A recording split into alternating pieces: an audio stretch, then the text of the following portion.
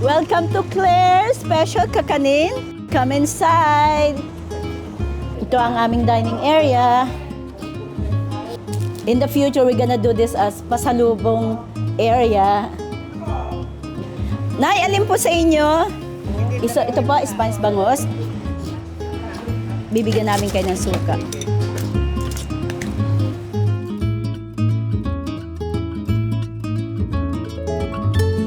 Ako po si Claire Tubong Mindoro, owner ng Claire Special Kakanin.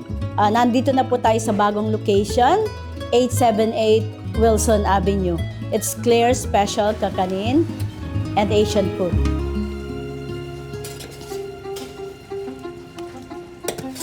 Ang family namin, kami ay tubong Mindoro. May lahi din kami mga Batanggenyo mix ng Mindoreño at saka Batanggenyo. Kasi yung mga lola ko noon, talagang yun ang nagturo din sa amin ng magluto.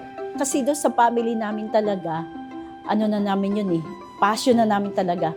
My brothers, my sisters are all cooks din. Marunong talaga kami magluto. Nagsimula ang Claire's during the pandemic time. Wala tayong income, so we started all kakanin platters, pa-order-order, ilang people. Nung time ng nannying ko, nagtitinda na rin ako, naglalako na rin ako sa mga, like yung mga programs, on the park, sa mga kaibigan nating mga nani, hanggang sa na-okay na sa mga tao yung ating mga kakanin. Nagsimula na rin kami sa packaging. Nag-start kami sa 2 stores hanggang sa nagdire-diretso na yon. Nakapasok kami ng Vitras, all the Filipino stores here in North York and Scarborough site. Etong recipe na ito, pamana pa ng matandang sa amin. Nagkukutsinta, pinamana yung recipe. Na na siya ngayon, mga nasa 90s na siguro. Yung mother ko naman, ito naman ang recipe niya, yung biko. Biko talaga niyan. Ito na yung namin. Nag-start ang Claire's sa bahay. In the beginning, 10 after few years na prayers na yun ang dream ko talaga. Nakakuha kami ng isang maliit na pwesto. Kami lang talaga ng husband ko ang nag-work doon. So doon namin kinutiny for almost 2 years din. And then, ang gusto ko rin yung makapagluto din ako ng mga ulam, ng mga orders na not only the kakanin. So, we want to expand.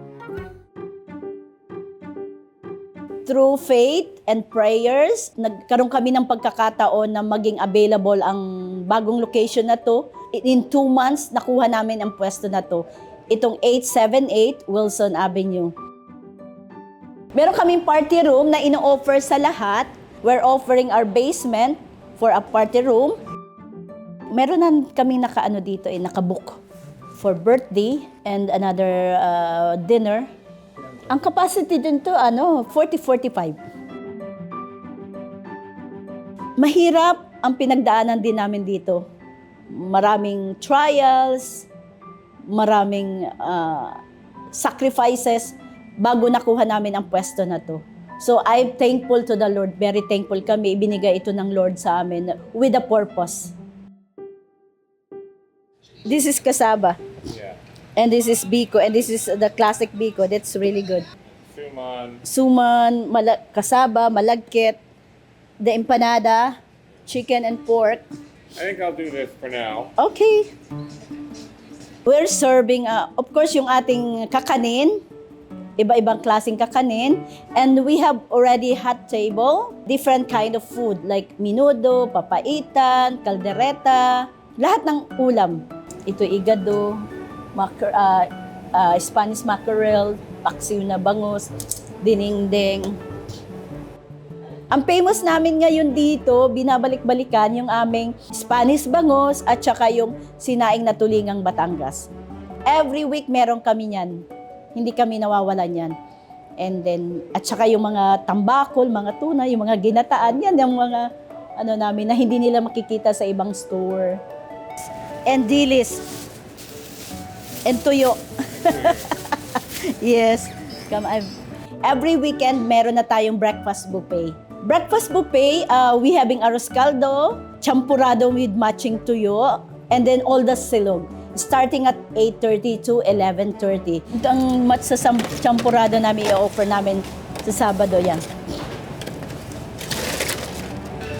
Come by on Saturday and Sunday, 8:30 to 11, Okay. our breakfast buffet. But we have lots. We have lugaw, arroz caldo, Yeah, yeah. and all silog.